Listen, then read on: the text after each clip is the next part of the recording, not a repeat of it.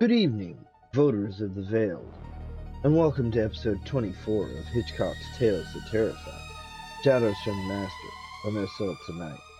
Canvassing the Master's curated campaigns, blending his collaborations with stories that elected him.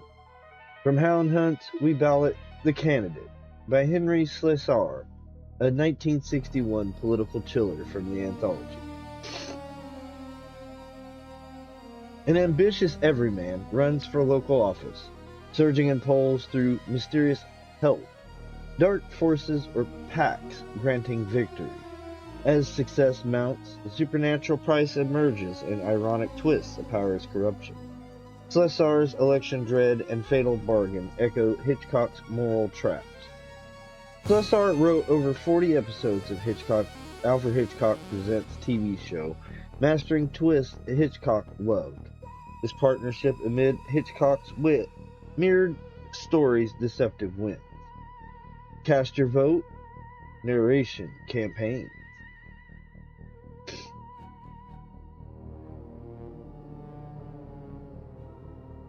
A man's worth can be judged by the caliber of his enemies.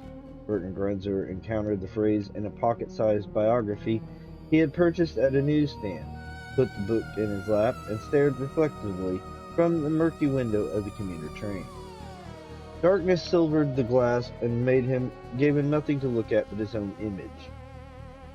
But it seemed appropriate to his line of thought.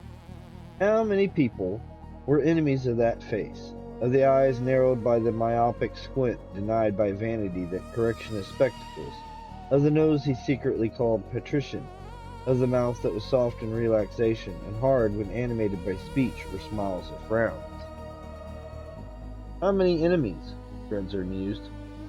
A few he could name, others he could guess, but it was their caliber that was important. Men like Whitman Hayes, for instance. There's a 24-karat opponent for you.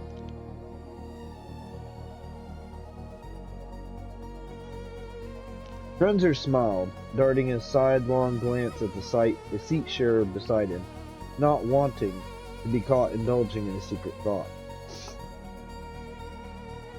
Grunzer was 34, Hayes was twice as old, his white hair synonymous with experience, an enemy to be proud of.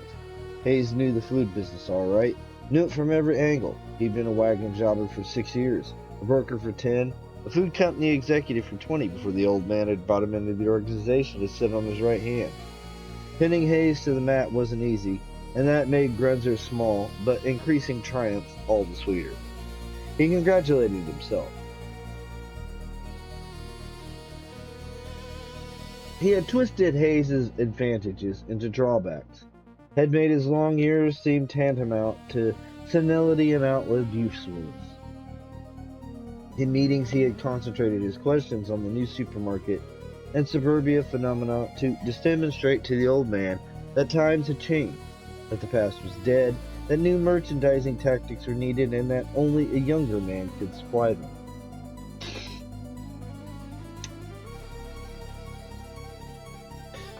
Suddenly he was depressed. His enjoyment of remembering victories seemed tasteless. Yet, yes, he'd won a minor battle or two in the company conference room. He'd made Hayes' ruddy face go crimson, and seen the old man's parchment skin wrinkle in a sly grin. But what hadn't been accomplished? Hayes seemed more self-assured than ever, and the old man more dependent upon his advice. When he arrived home, later than usual, his wife Jean didn't ask questions. After 8 years of marriage in which, childless, she knew her husband almost too well, she wisely offered nothing more than a quiet greeting, a hot meal, and a day's mail. Grunzer flipped through the bills and circulars and found an unmarked letter. He slipped it into his hip pocket, reserving it for private perusal, and finished the meal in silence. After dinner, Jean suggested a movie, and he agreed. He had a passion for violent action movies. But first, he locked himself in the bathroom and opened the letter. The heading was cryptic: Society for United Action. Return address was a post office box. It read,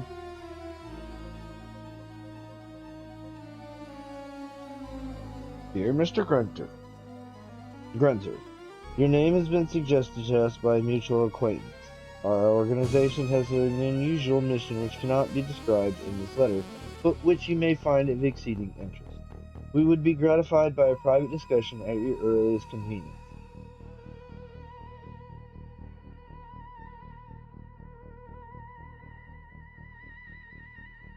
If I do not hear from you to the contrary in the next few days, I will take the liberty of calling you at your office. It was signed Carl Tucker, Secretary. A thin line at the bottom of the page read, a non-profit organization. His first reaction was a defensive one. He suspected an oblique attack on his pocketbook. His second was curiosity. He went to the bedroom and located the telephone directory, but found no organization listed by the letterhead name. Okay, Mr. Tucker, he thought wryly, I'll bite. When no call came in the next 3 days, his curiosity was increased. But when Friday arrived, he forgot the letter's promise in the crush of office affairs. The old man called a meeting with the bakery products division. Grunzer sat opposite Whitman Hayes at the conference table, poised to pounce on fallacies in his statement. He almost had him once, but Eckhart, the bakery products manager, spoke up in defense of Hayes' views. Eckhart had only been with the company a year, but he had evidently chosen sides already. Grunzer glared at him and reserved a place for Eckhart in the hate chamber of his mind. At 3 o'clock, Carl Tucker called. Mr. Grunzer, the voice was friendly, even cheery. I haven't heard from you, so I assume you don't mind me calling today. Is there a chance we can get together sometime? Well, if you could give me some idea, Mr. Tucker. The chuckle was resonant. We're not a charity organization, Mr. Grunzer, in case you got that notion. Nor do we sell anything. We're more or less a voluntary service group. Our membership is over 1,000 at present. To tell you the truth, Grunzer frowned, I never heard of you. No, you haven't, and that's one of the assets. I think you'll understand when I tell you about it.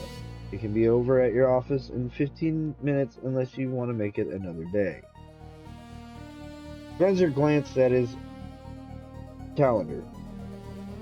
Okay, Mr. Tucker, best time for me is right now. Fine, I'll be right over.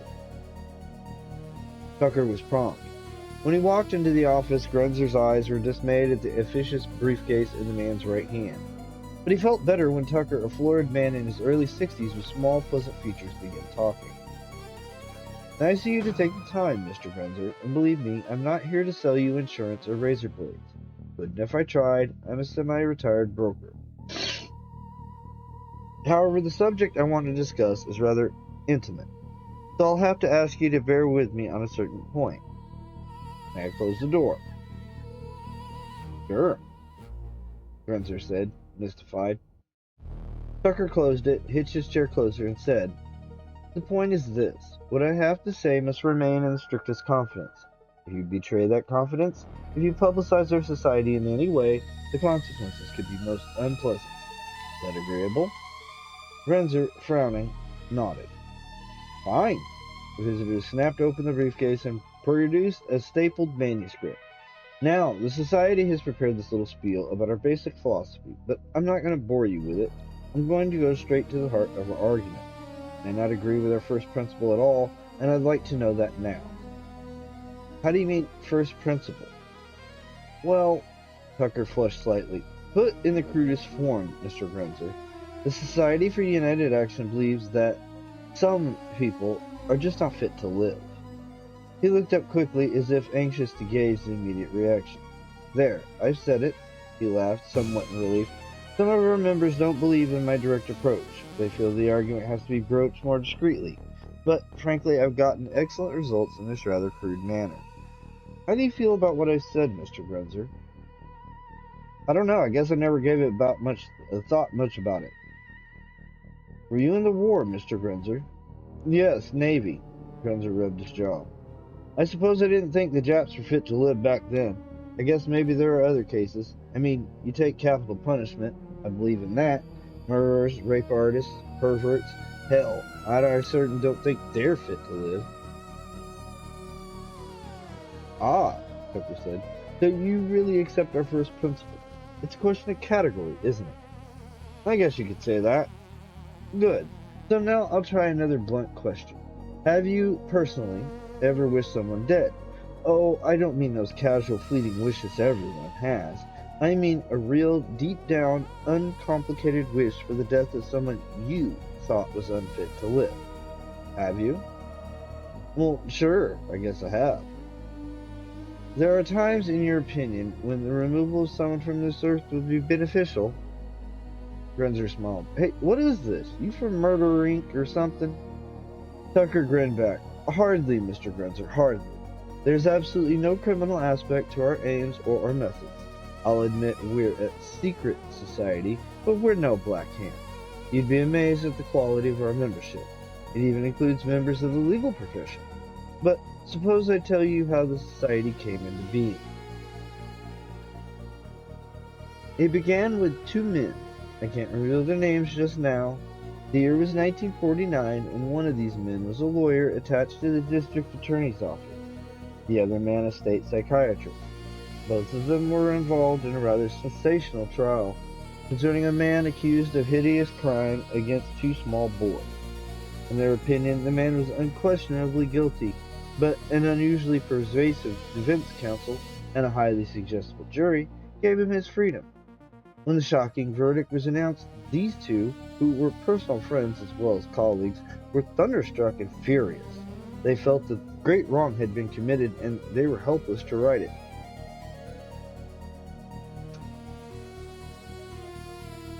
But I should explain something about this psychiatrist. For some years he made studies in a field which might be called anthropological psychiatry. One of these researches related to the voodoo practiced of certain groups, the Haitian in particular. You've probably heard a great deal about voodoo, or obey, as they call it in Jamaica, but I won't dwell on the subject lest you think we hold tribal rights and stick pins in dolls. But the chief feature of his study was the uncanny success of certain strange practices.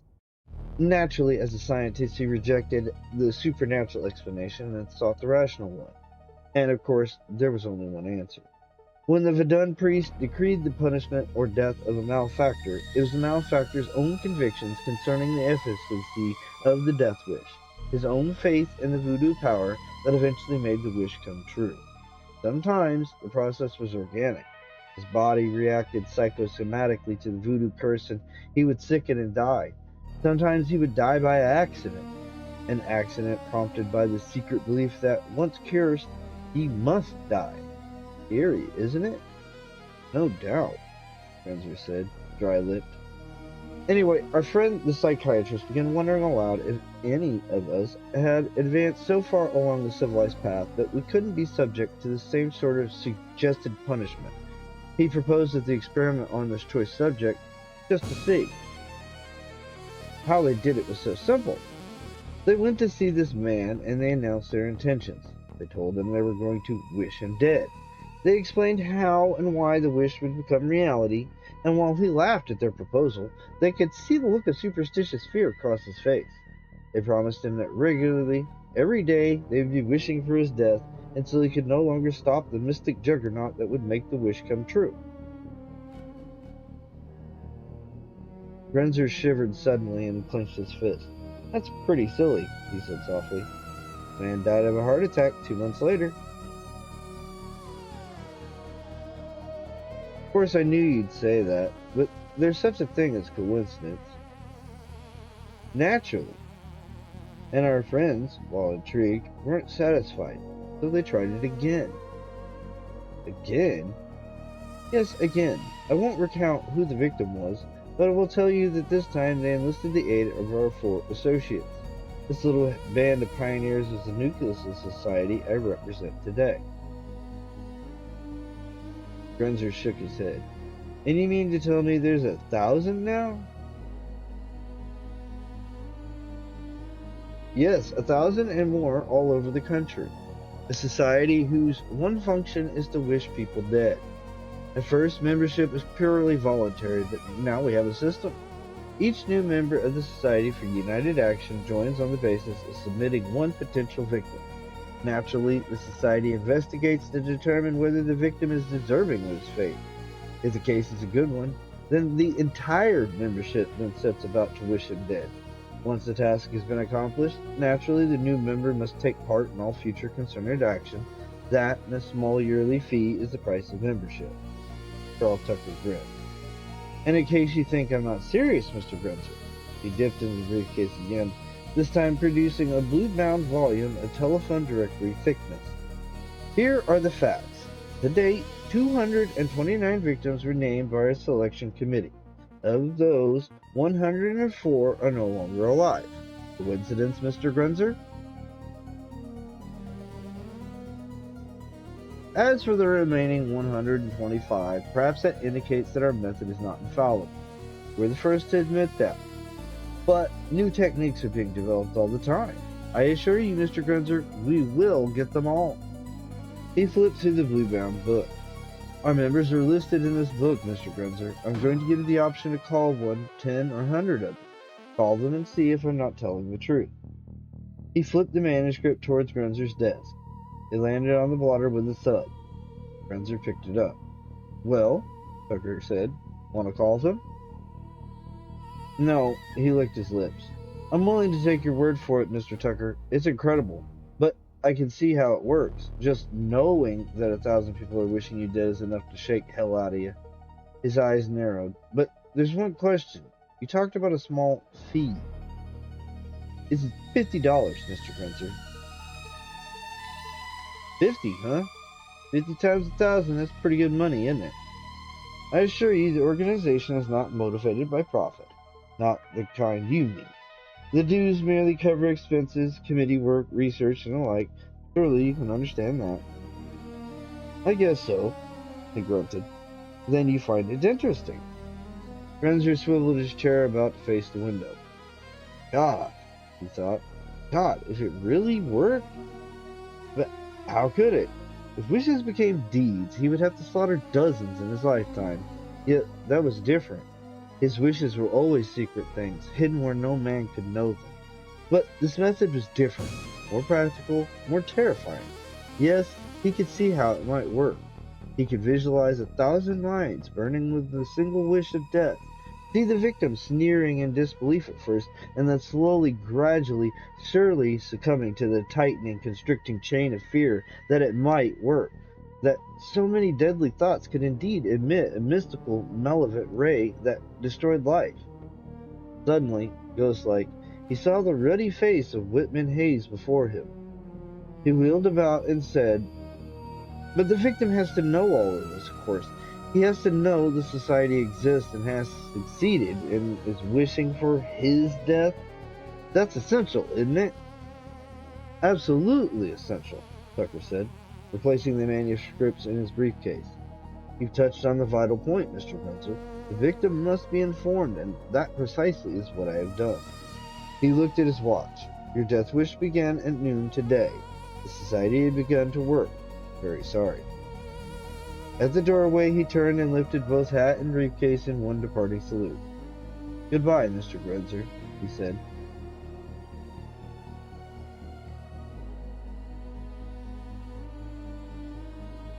And so elects the candidate, where victory votes in doom, a biting irony of power's pact.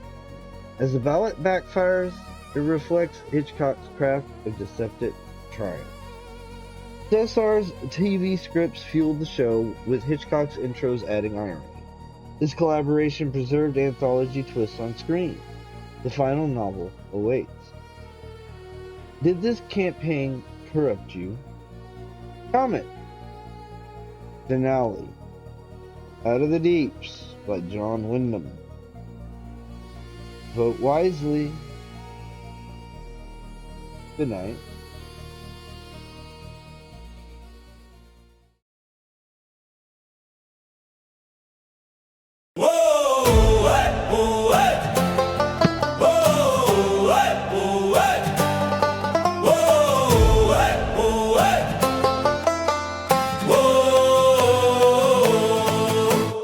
Felix Lubeski sails the grid so wide, second life's ocean stories to find, horror and wonders hiding in the deep. Log into SL tonight, no time for sleep. What shall we do with a fantastic story? What shall we do with a fantastic story? What shall we do with a fantastic story? Early on SL.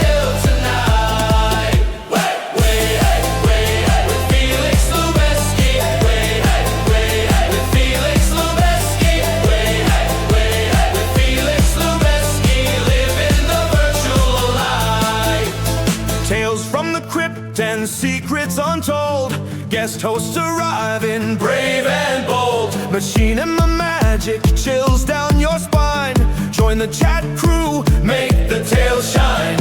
What shall we do with a fantastic story? What shall we do with a fantastic story? What shall we do with a fantastic story on SL tonight?